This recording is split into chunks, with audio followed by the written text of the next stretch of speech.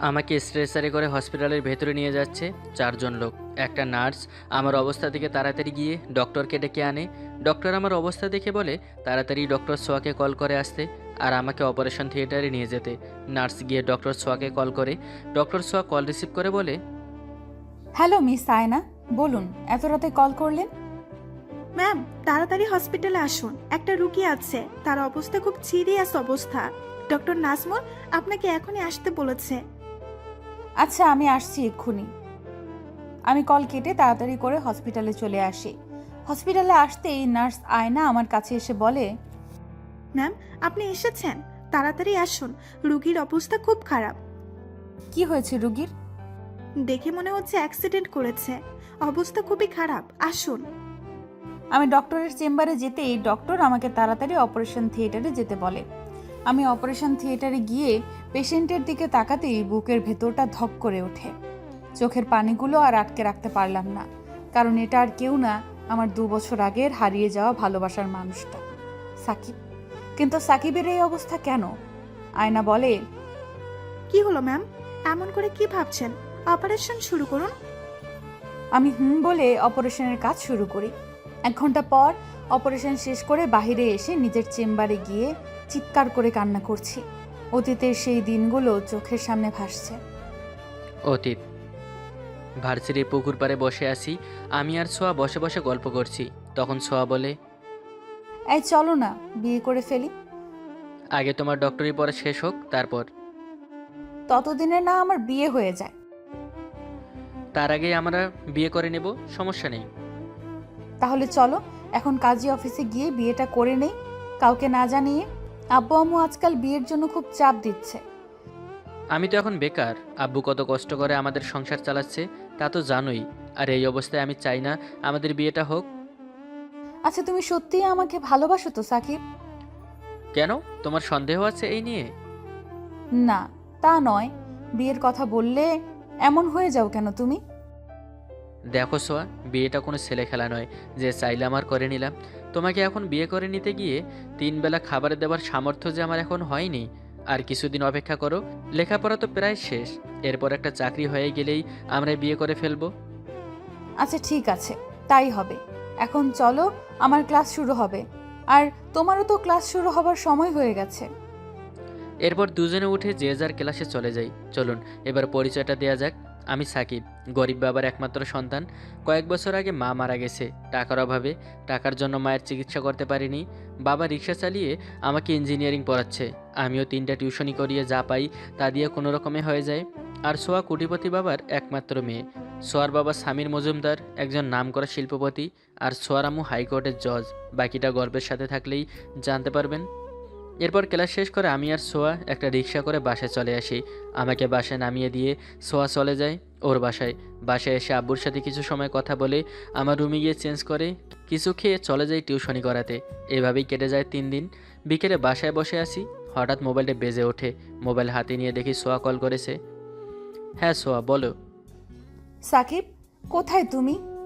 এখনই দেখা করো আমার সাথে, খুব জরুরি। আচ্ছা, ভার্সিটির পেছনে যে যে পার্কটা আছে সেখানে চলে আসো, আমি আসছি। সোয়া ঠিক আছে বলে কল কেটে দেয়। আমিও বাসা থেকে বের হয়ে একটা রিক্সা নিয়ে চলে আসি পার্কে। পার্কে আসতেই দেখি সোয়ার মাথায় হাত দিয়ে বসে আছে। আমি কাছে গিয়ে ওর কাঁধে হাত রাখতেই আমার দিকে তাকিয়ে কান্না করতে করতে জড়িয়ে ধরে। আমি কিছুটা সময় অবাক হয়ে যাই সোয়ার এমন কাণ্ডে। কি হয়েছে, কান্না করছো কেন? সাকিব চলো, আমরা আজই বিয়ে করে ফেলবো। কেন, কি হয়েছে যার জন্য তুমি এমন একটা সিদ্ধান্ত নিলে? সোয়া আমাকে ছেড়ে দিয়ে চোখের পানি মুছতে মুছতে বলে, আব্বুর কোন এক বন্ধুর ছেলের সাথে আব্বু আমার বিয়ে ঠিক করেছে। আর 3 দিন পর বিয়ে। আমি তোমাকে ছাড়া আর কাউকে বিয়ে করতে পারবো না। তুমি আঙ্কেলকে আমার কথা বলতে? বলেছি, তার জন্যই যে বিয়ে 1 মাস পরে হবার কথা, সেই বিয়ে আগামী 3 দিনের মধ্যে হবে। আচ্ছা তাহলে কাল সকাল 10টায় তুমি এখানে চলে এসো। আমরা কালই বিয়ে করব। আর বাসায় এমনভাবে থাকবে যাতে তারা কিছুই বুঝতে না পারে। সত্যিই আমরা কাল বিয়ে করব সাকিব? ছোঁয়া, এছাড়া আর কোনো রাস্তা নেই। আমিও তোমাকে ছাড়া থাকতে পারবো না। ছোঁয়া আমাকে শক্ত করে জড়িয়ে ধরে। আমিও ছোঁয়াকে জড়িয়ে ধরে ওর মাথায় একটা চুমু দিয়ে বলি, এবার কান্না থামাও আর এখন বাসায় যাও, নয়তো সন্দেহ করবে আর ঠিক 10টায় এখানে চলে আসবে। এরপর সোয়াকে একটা রিকশায় তুলে দিয়ে আমিও অন্য একটা রিকশা নিয়ে বাসায় চলে আসি। বাসায় এসে আব্বুকে সব বললাম। আব্বু না করেনি, আমাকে বলে তোর খুশিতেই আমার খুশি। রাতে খাবার খেয়ে সোয়ার সাথে কিছু সময় কথা বলে ঘুমিয়ে যাই। পরের দিন সকালে ঘুম থেকে উঠে ফ্রেশ হয়ে নাস্তা করে আব্বু আম্মুকে ভার্সিটির কথা বলে চলে আসি সাকিবের কথা মতো সেই জায়গায়। কিন্তু সাকিব এখনো আসেনি। 10টা বাজতে আর মাত্র 5 মিনিট বাকি আছে। 10টা 11টা দেখতে দেখতে সন্ধ্যা হয়ে গেছে, কিন্তু সাকিব এখনো আসেনি। 1000 বারের উপরে কল করেছি, কিন্তু ওর মোবাইল সুইচড অফ। চোখ থেকে অজস্র অশ্রু ঝরে পড়ছে। মনে মনে ভাবছি, সাকিব কি তবে আমার সাথে বেইমানি করলো, আমাকে ধোঁকা দিল? ও কি তাহলে আমাকে কখনো ভালোই বাসেনি? কেন সাকিব, কেন কেন তুমি আমার সাথে এমন বিশ্বাসঘাতকতা করলে? আমার ভালোবাসা এভাবে তুমি মূল্য দিলে? কি দোষ ছিল আমার? কান্না করতে করতে সেখান থেকে উঠে সাকিবের বাসার সামনে চলে যাই। গিয়ে দেখি বাসার দরজায় তালা দেওয়া। চোখের পানিগুলো আরও বেশি করে ঝরতে থাকে। আশেপাশের মানুষকে জিজ্ঞাসা করলে তারা জানায় তারা কিছু জানে না। কান্না করতে করতে বাসায় চলে আসি। বাসায় আসতেই আব্বু আমার থেকে জানতে চায় কোথায় গিয়েছিলাম, এত লেট করে বাসায় কেন আসলাম। কিছু না বলে আব্বুকে জড়িয়ে ধরে কান্না করে দেই। আর আব্বুকে জানাই আমি বিয়ে করব না, দেশের বাইরে চলে যাব। আব্বু আমার কান্না দেখে বিয়েটা ভেঙে দেয় আর আমাকে 7 দিনের মধ্যে দেশের বাইরে পাঠিয়ে দেয়। 1.5 বছর পর ডাক্তার হয়ে দেশে ফিরে আসি। তবে আজও সাকিবকে ভুলতে পারিনি, আর জানতেও পারিনি কেন সেদিনও এলো না আমাকে আসতে বলে। এরপর থেকেই এই হসপিটালে আছি। বর্তমান। আয়নার ডাকে অতীত থেকে বাস্তবে ফিরি। ম্যাম, পেশেন্টের সেন্স ফিরেছে। কখন সেন্স ফিরেছে? চলো তো দেখি। আমি বেডে শুয়ে আছি। কারো আসার শব্দ শুনে দরজার দিকে তাকিয়ে দেখি নার্স আয়না, আর তার পেছনে যে তাকে দেখে আমি বেশ অবাক হলাম। এ তো সোয়া। আমাকে সটপট করতে দেখে সোয়া আমার কাছে এসে বলে, আরে আরে, কি করছেন? আপনি অসুস্থ, শুয়ে থাকুন। আমি অনেকটা অবাক হলাম। সোয়া আমাকে আপনি করে বলছে কেন? সোয়া, তুমি এখানে কেমন আছো? আপনি আমাকে চেনেন নাকি আগে থেকে? সোয়া, তুমি আমাকে চিনতে পারছো না? আমি তোমার সাকিব। সরি মিস্টার, আপনার কোথাও ভুল হচ্ছে। আমি এর আগে আপনাকে কখনো দেখিনি। সোয়া, আমার সব কথা শোনো আগে। তারপর যদি তোমার মনে হয় আমি তোমার সাথে বিশ্বাসঘাতকতা করেছি, তারপর থেকে তুমি যা শাস্তি দেবে আমি মাথা পেতে নিব। মিস আয়না, আপনি একটু বাইরে যান তো। ঠিক আছে ম্যাম। নার্স বাইরে চলে যেতেই সোয়া আমাকে বলে, কি হবে সেই পুরনো কথা শুনে? আমার বিয়ে হয়ে গেছে। তুমি বিয়ে করে নিয়েছো? কিন্তু কেন সোয়া? তুমি না বলেছিলে আমি ছাড়া তুমি আর কাউকে বিয়ে করতে পারবে না? হ্যাঁ, বলেছিলাম। তার জন্যই সবাইকে ছেড়ে সেদিন তোমার কাছে চলেও গিয়েছিলাম। কিন্তু তুমি আমার ভালোবাসার কি মূল্য দিয়েছিলে সাকিব? সেদিন আমার সাথে যা হয়েছিল তা যদি জানতে, তবে আমাকে ছেড়ে অন্য কারো হতে না। আমি জানতে চাই সাকিব, আমি জানতে চাই কেন সেদিন তুমি আমাকে আসতে বলে নিচে আসলে না? যদি আমাকে এইভাবে মাঝ রাস্তায় একা ছেড়ে চলে যাবে, তবে কেন বলেছিলে আমাকে বিয়ে করবে সেদিন? তাহলে শোনো কি হয়েছিল সেদিন আমার সাথে। তোমার কাছে আসার জন্য বাসা থেকে বের হতেই আমার মোবাইলে কল আসে। কল রিসিভ করতে ওপাশ থেকে একজন লোক বলে আব্বু অ্যাক্সিডেন্ট করেছে আর ঘটনাস্থলেই নাকি মারা গেছে। এই কথা শুনে মোবাইল হাত থেকেই পড়ে যায়। দৌড়ে চলে যায় সেই লোকটার দেয়া ঠিকানায়। গিয়ে দেখি আমার আব্বুর লাশ হয়ে পড়েছে। আব্বুকে হারিয়ে আমি পাগল হয়ে গেছি প্রায়। আব্বুর ইচ্ছে ছিল সে মারা গেলে তার দাফন যেন আমাদের গ্রামের বাড়ি রসুলপুরে করি। আমি সেখানকার এক চাচাকে আমাদের গ্রামের বাসার ঠিকানা বলি। এরপর আব্বুর লাশ দাফন করে চলে আসতে চাইলে গ্রামের কিছু চাচারা আসতে দেয়নি। প্রায় 1 মাস আমি নিজের মধ্যে ছিলাম না। 1 মাস পর ঢাকা শহরে এসে জানতে পারি তুমি দেশের বাইরে চলে গেছো। এরপর কি করব বুঝতে পারছিলাম না। কলেজের বড় ভাই রাকিব আমাকে তার বাসায় নিয়ে যায়, লেখাপড়া কন্টিনিউ করতে বলে। এবার তুমি বলো, একটা বাবা হারা ছেলে কি করে সেদিন তোমার কাছে আসতে পারে?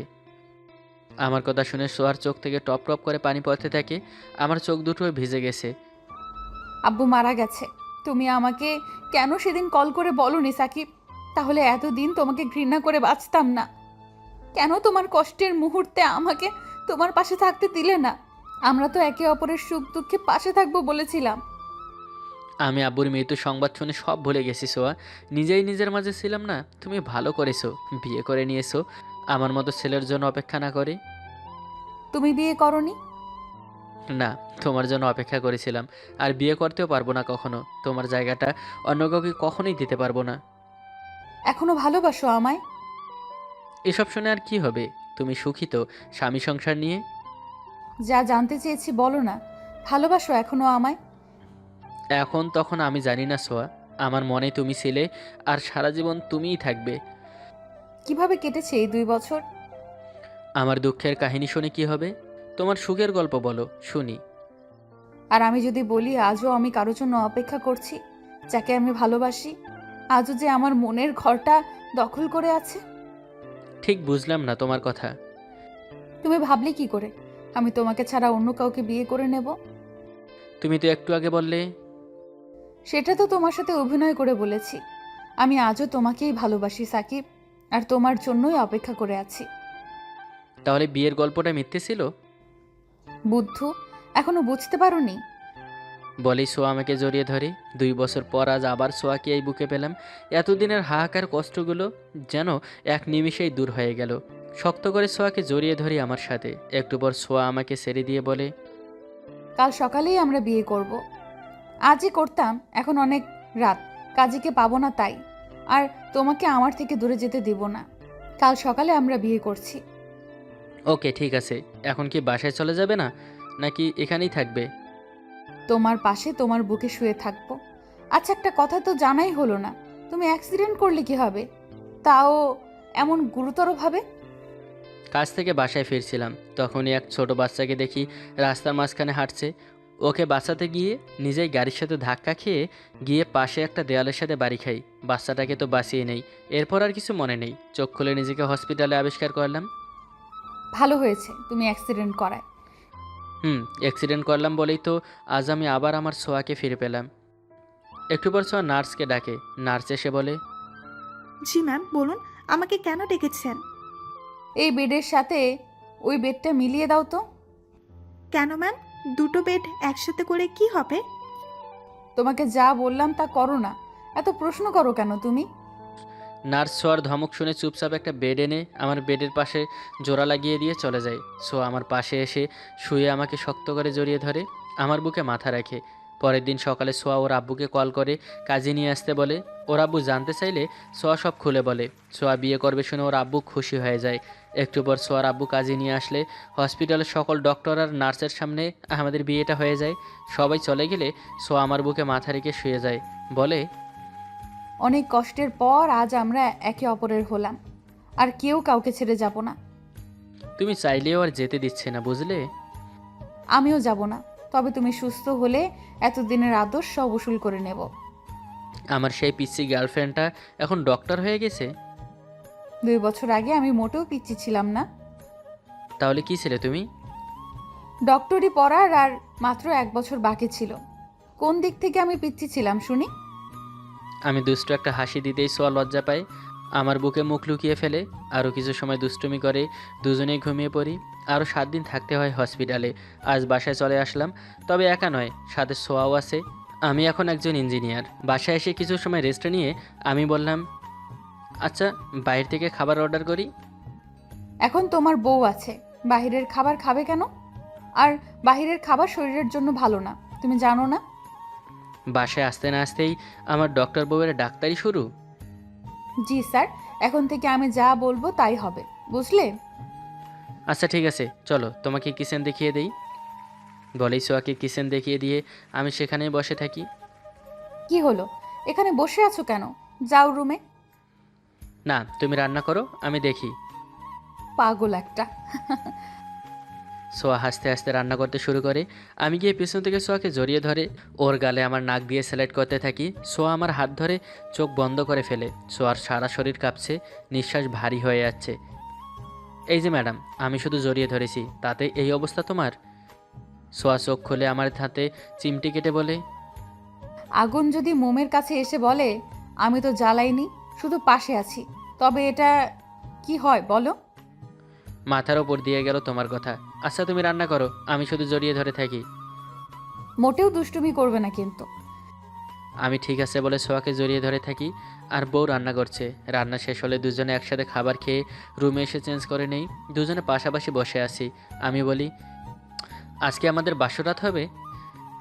জি না, কিছু হবে না। তুমি আমাকে নতুন করে প্রপোজ করনি এখনো। বিয়ে করা বউকে কি এখন প্রপোজ করতে হবে? হুম, আলবাত হবে। আমি আমার আগের দুষ্টু বয়ফ্রেন্ডটাকেই চাই।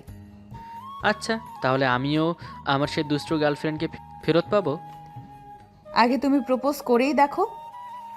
আমি মুচকি এসে উঠে রুমে ভালো করে খুঁজেও একটা ফুল পেলাম না। তাই আর কি করব, টেবিলের ওপর থেকে একটা কলম নিয়ে সোয়ার সামনে ফিল্মি স্টাইলে হাঁটু ভাঁজ করে বসে বলি, ওহে আমার প্রিয়তমা, আমি আজও তোমায় ভালোবাসি। হারিয়ে যাওয়া দিনগুলো তো আর ফিরে পাবো না, তবে আজ থেকে নতুন করে আবার তুমি আমিতে শুরু করতে চাই আমাদের নতুন জীবনটা। বাড়িয়ে দাও তোমার হাত, ভাসতে চাই তাই নতুন এক স্বপ্নে তোমায় নিয়ে। সোয়া এসে আমাকে জড়িয়ে ধরে গালে কপালে চুমু দিতে দিতে বলে, হুম, হারিয়ে যাওয়া সেই দিনগুলো ভুলে আজ থেকে নতুন করে স্বপ্ন বুনবো আমরা। সেখানে কোনো দুঃখ এসে বাসা বাঁধবে না, শুধু সুখ আর সুখের বসবাস হবে আজ থেকে আমাদের জীবনে। এরপর ছোঁয়াকে কোলে তুলে বিছানায় শুয়ে দিয়ে আমিও ওর ওপর শুয়ে পড়ি। আস্তে আস্তে আমি ওর, এই আপনারা এমন করে কি শুনছেন, লজ্জা করে না? যান এবার, বউ আমার লজ্জা পাবে। আমাদের ভালোবাসার নতুন এক স্বপ্নের দিকে যেতে দিন। Tata, bye bye. ধন্যবাদ সবাইকে।